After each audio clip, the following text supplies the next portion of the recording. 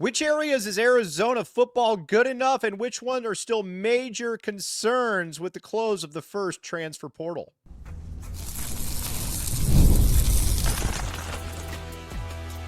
You are Locked On Wildcats, your daily podcast on the Arizona Wildcats. Part of the Locked On Podcast Network, your team every day. Thanks for keeping it locked on Wildcats and making this your first listen of the day, your team every day. Today's episode is brought to you by Gametime. Download the Gametime app, create an account, and use code LOCKEDONCollege for $20 off your first purchase. All right. Everybody knows that Arizona is a football school. We are going to be breaking down everything that you need to know about this football school and where we are at with the coaching, where we are at with personnel, basically everything you need to know. This is going to be your one-stop shop. All right, so let's talk a little bit about the coaching first. Seth Doege.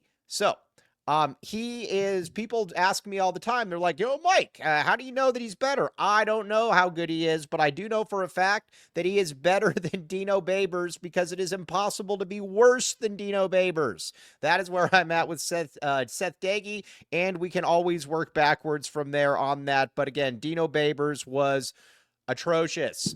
He didn't know what to do. He took a fairly talented team and he ran it into the ground. So you do not get a lot of credit for that. Well, you don't get any credit. I guess you get credit for destroying it if you want. Now, what are, as far as some of the other issues at play here, Danny Gonzales, I like Danny Gonzales. You know, if you go back and you talk with people and you ask about Danny Gonzales and his track record at other schools, you know, generally you'll get pretty good write-ups. Now, the thing that I think you got to keep in mind is that, you know, if you're at New Mexico, I don't really judge you based off New Mexico. That's a terrible school to try to win at, and there isn't people generally don't win at New Mexico. That is not an easy place to win. Now, so there is obviously that. But if you talk with people at ASU, first of all, they genuinely and generally really like him. Good dude, and I think a lot of, good dude, and he runs that 3-3-5 defense, but generally not the again, he's not Bill Belichick, but overall solid. I don't think you'll get a lot of people that have a lot of complaints about him, and that's obviously going to be what Arizona is going to try to do here.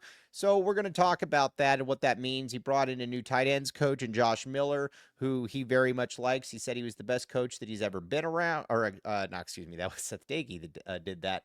But Danny Gonzales, you've got still Dwayne Aquina back there being able to help. I think also as well on the offense, we're going to talk about that as well. You still got Josh Oglesby, but let's talk position by position. And the first one that we need to talk about is Noah Fifita and getting Noah Fifita right.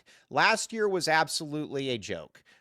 Listen, we've seen Noah Fifita. We know that Noah Fifita can play. There's no doubt about it. We've all seen it with our own eyes.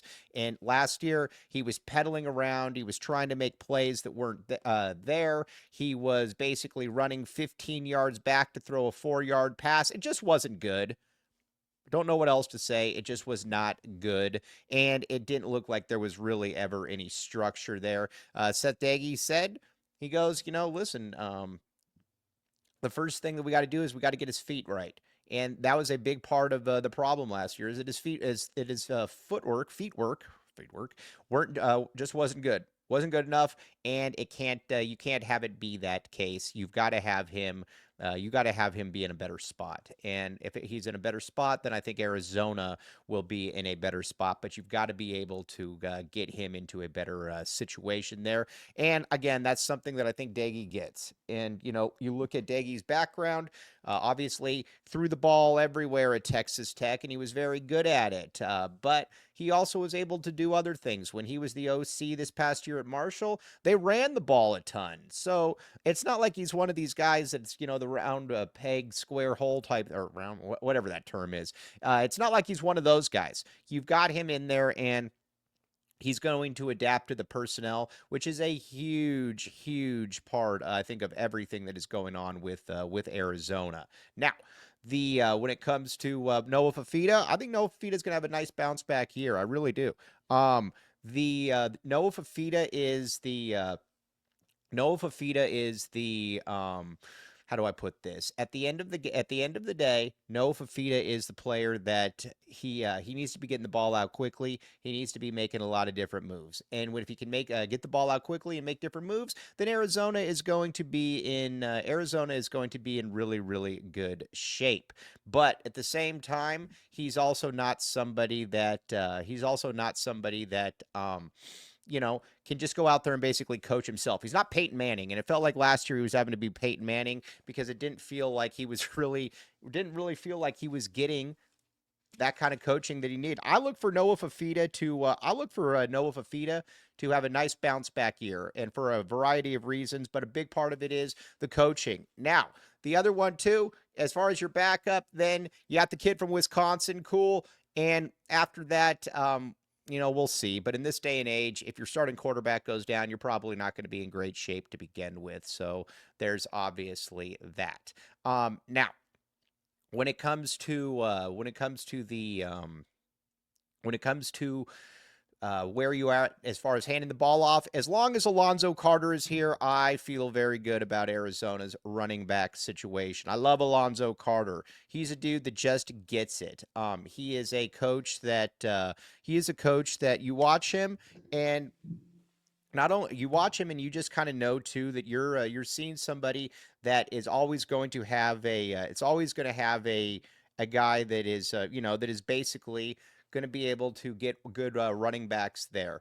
And when you get good running backs, that is a big part of it. And I think the first part you got to look at is Kedrick Reesano. I love Kedrick Reesano. I think the thing that with Kedrick Reesano is, this is somebody that was a top 10 running back 2 years ago. And I think he flashed a lot. Not only did he flash a lot, he is also somebody that he can he's got an NFL feel to him. He's a bigger back, and I think he's going to have a really nice year. Him and Ishmael Mahdi, I'm totally cool with. Both those guys, if that's your 1-2 punch, I feel more than okay about that. And if those are, and again, with Alonzo Carter, I always feel that the running back room is going to be fine. Last year people are like, well, Quali Conley wasn't good enough. Quali Conley was like he was an A+ backup running back. He just wasn't he wasn't meant to be the starter. That was supposed to be Ja'Cory Krosky-Merritt, and Ja'Cory Krosky-Merritt certainly merits a starting position. And I think you're going to see him be able to show that at the next level. So, but either way, Quali Conley was still going for 800 yards. You had Kedrick Reesano. The running back room, in short, will always be good, in my opinion, as long as Alonzo Carter is there. And if Alonzo Carter is there, then they will be in a good spot. So I am more than okay with that. As a matter of fact, I think Alonzo Carter is the best recruiter on this staff. The dude just gets it. I mean, you get somebody that just kind of relates to players. You get somebody that just kind of relates to people. That's Alonzo Carter. And he is there are certain guys on the staff that just kind of stick out a little bit more than others at certain points. Lonzo Carter is definitely one of those guys that just kind of sticks out a little bit more than the other dudes. That's pretty much the only way that you can put it. So Lonzo Carter, big fan of Lonzo Carter on this show.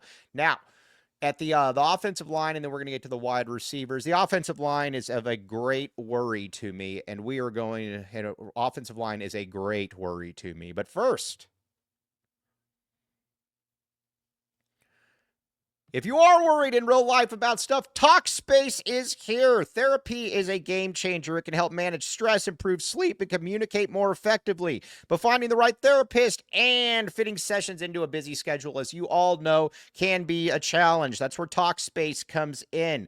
Here's the deal with TalkSpace, though. As a listener of the podcast, and everybody's looking to save a little bit of money here, you can get $80 off your first month with TalkSpace when you go to TalkSpace.com/LockedOnCollege and enter promo code SPACE80 to match with a licensed therapist today. Again, they help you fit into this time and age. And go to TalkSpace.com, again, /LockedOn, and enter promo code SPACE80 to get $80 off your first month and show your support for the show. That's TalkSpace.com/LockedOnCollege.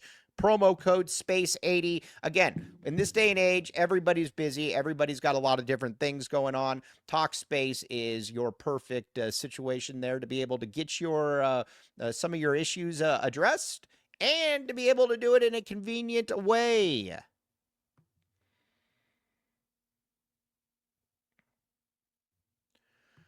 Thanks for keeping it locked on Wildcats, your team every day, and making this your first listen of the day. All right, we talked about the O-line. I have great concerns about the O-line because I did not like at all what I saw from Josh Oglesby this past season.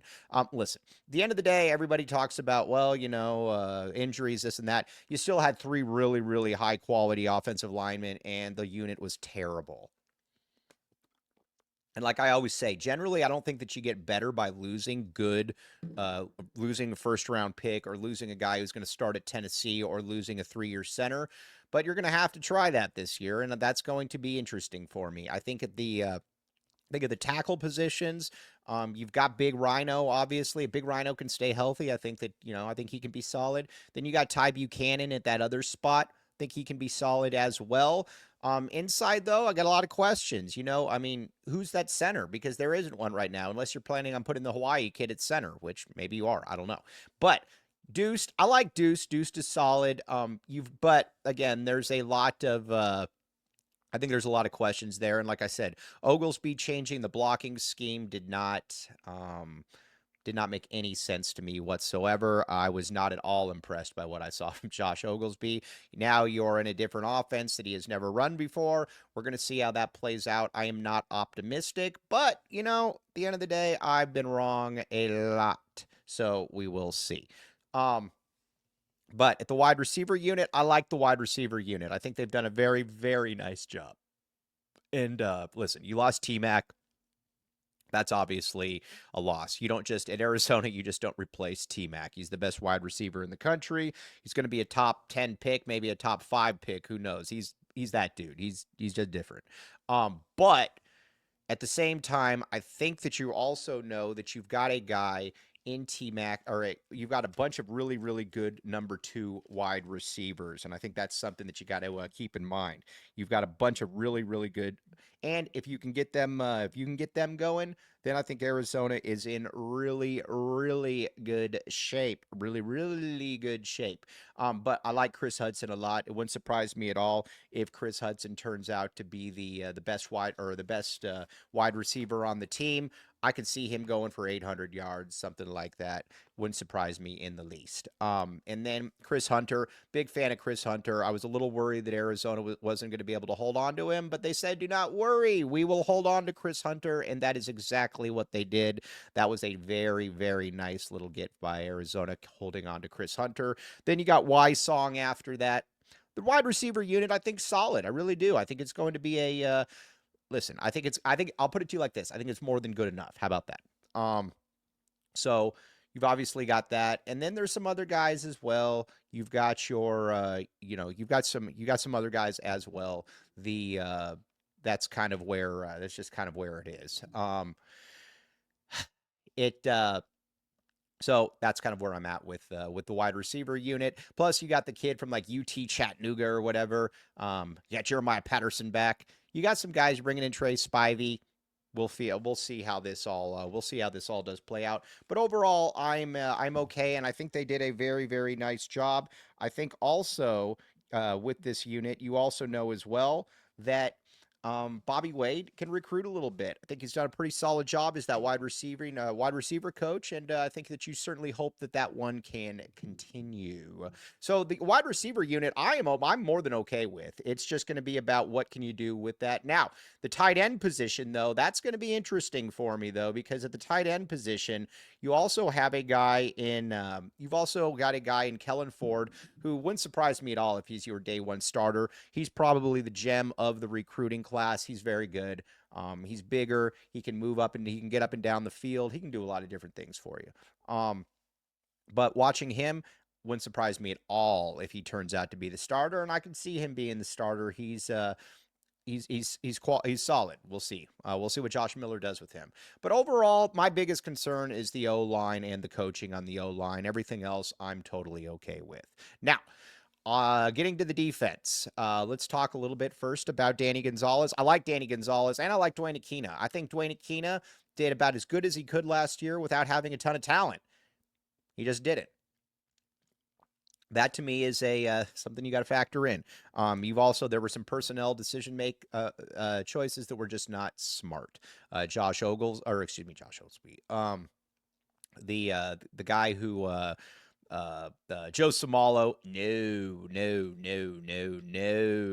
Joe Samalo. We do not like Joe Samalo on this show. Samalo is out, so that's obviously a good thing. You got Joe Salavea in. That is also a very, very good thing. But the D-line, there's a lot of questions there. I mean, who's that pass rusher going to be? Trey Smith is solid, but at the end of the day, you've also got somebody opposite him that just probably, I don't know. We'll find out. But I don't know that Chase Kennedy's just not big enough, in my opinion. I think that's an issue. Not only is Chase Kennedy not big enough, I don't know that there's really another viable option. So we'll see. We'll see, but that's up to them to be able to scheme. You got Big Chuba back. I know a lot of people like Big Chuba. You got him back. You've got Isaiah Johnson.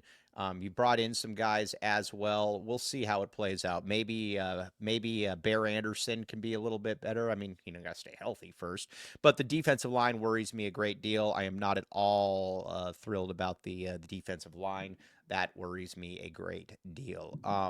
The linebackers, listen, they couldn't be necessarily worse than they were last year. Tay Brown did some solid things for Arizona. You obviously lose Jacob Manu, but you also got bringing in Riley Wilson, who's going to be kind of in there, out of there.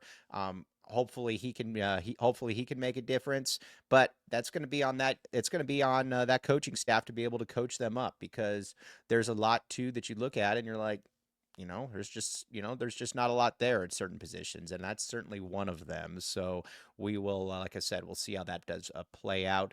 Linebackers, another massive concern for me. The secondary, though, I like the secondary. Listen, you get back Marquise Groves-Killebrew. That's obviously a very, very nice little addition. Well, I don't know if he's addition, but so you got Marquise Groves-Killebrew and Javion Cole. Those are probably going to be your starting corners, and you're going to have Traden Stukes in there as well. If those are your three corners, I'm more than okay with that. I am more than okay with that. Those three can all play. Then at that safety spot, you've got Genesis Smith, and you've got Dalton Johnson. More than okay. Honestly, I think the secondary is really good. I'm more than okay with the secondary. I think the secondary is going to be solid. And again, I don't care if Javion Cole didn't play at Texas. That means nothing to me. It's like saying the Big Bill Norton didn't play at Georgia. I do not care, because at the end of the day, it's a different animal, as you can as anybody out there with a brain knows. So there is that. And having Dwayne Aquina as the secondary coach, Dwayne Aquina is literally the best secondary coach of all time. I don't even think it's close. You look at his resume, you look at what he's done. I mean, it's 3 Thorpe Award winners, like 11 first-round picks. He's the dude. He's that guy. So I have no doubt whatsoever that he's going to be able to coach them up. And when I say coach them up, I believe that he can coach them up, because he is very good. The secondary is going to be the strength of the team, but there is something that comes into play, though, that will basically mitigate any of that if it isn't corrected.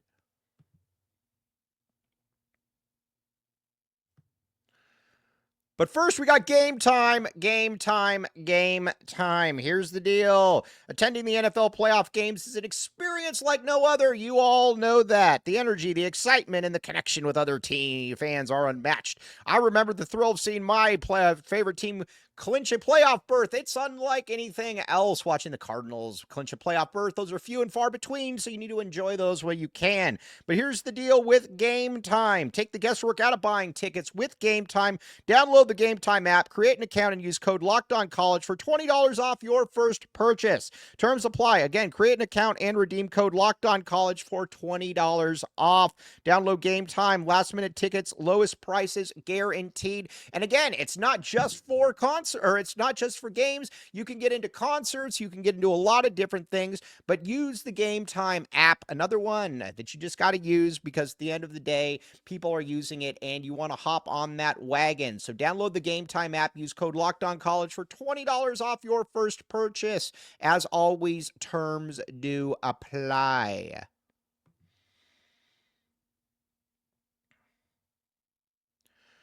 Thanks for keeping it locked on Wildcats and making this your first listen of the day, your team every day. All right, now, listen, I like the secondary on defense, but if they can't get to the quarterback, it doesn't really matter, and that's going to be the biggest concern for this team and for Danny Gonzales. You have got to be able to get to the quarterback. There's no ifs, ands, or buts about that. You've got to be able to get to the quarterback, and if you can get to the quarterback, then I think you'll allow these players to make some more plays, which is something that I think that we are all hoping that they will be able to do. Watching this unit, though, it's going to be, like I said, I got higher expectations for the offense because I think they got some better players. Defensively, though, it's going to be really up to Danny G to scheme, because there's not a lot there, in my opinion. I don't love the D line. I don't love the linebackers. It's going to be on to Danny G. And you got to remember as well, this portal, you got to be able to hit the ball out of the park with this portal coming up as well. I know that it's late in the season. But Jed was still able to get Upshaw. He was still able to get Big CO. You got to be able to get some more dudes. So we will see. But overall, and again, I realize I'm speaking out of both sides of my mouth, but I'm okay with the job that they've done from a defensive perspective, or from a portal perspective. I really am okay with that. But again, on the lines just terrify me. And I know. I get the phrase that, if you're not good on the lines, then it doesn't really matter. So they've got to be at least serviceable. That's where I'm at with that. You got to be serviceable. If you're serviceable, then I think that Arizona can be in some better shape. So overall, though, and I got to give the staff credit. I know that it's late, but it's still better late than never. Engaging in the community, I very much appreciate that. These are the kind of little things that you should be able to build up. Not only should you be able to build up, you should be able to just get those and keep those moving. And again, give people a reason to root for you. This isn't really rocket science at this point. Give people a reason to root for you, and that's what this staff is at least doing to a certain degree. So we will see that. Now, tomorrow, we're going to be talking Arizona basketball. You got crummy Colorado coming in. Colorado stinks. Arizona should be able to beat the snot out of Colorado, and if you don't beat the snot out of Colorado, then I got some more questions about where exactly what exactly is going on here. But you beat Colorado, you're then 7-1, and you got some very winnable games then. Obviously, you got Iowa State at home, but then you've also got Tech. You got Tech at home. You go to BYU. You got ASU. You got a lot of different events. You got a lot of different games that are very, very winnable for the Wildcats. And when it comes to that, that's just kind of where that's at. But Arizona, in good position. Keep in mind, I know that there's some frustration, but at the end of the day, this team is still 5-1 or 6-1, 7-1, and you can get that Iowa State win. I think you start talking about possibly winning the conference. It's that easy. So, I mean, not that easy, but I mean, you get what I'm talking about, though. So it's going to be interesting to see how this does play out. But overall, just wanted to break down a little bit of Arizona football, talk about where we are with the position units, where everything is, because again, we are a football school, as everybody knows, and with basketball, things are looking up. Again, Trey Townsend played better. Caleb Love obviously was awesome. But if you're the Wildcats, you just need that to keep that one going. And we're going to keep talking about that because, like I said, then you got Iowa State right after that coming up. And that game is going to be a bear as well. But as always, very, very much appreciate you all making Locked On Wildcats your first listen of the day. Your team every day. Arizona football, like I said, what is the over-under for what do you guys think? I think it's probably, 4.5, something like that. If they get 5 wins, who knows where Arizona's at. And then with basketball, you just got to keep pushing the pace here. You just got to keep winning games in conference. You keep winning games in conference, you put yourself into a situation where you can look a little bit better for the postseason committee. That is kind of where it is at. But on that note, though, again, we will talk with you tomorrow. Thanks for making Locked On Wildcats your first listen of the day. Your team every day. Have a very, very good rest of your Thursday.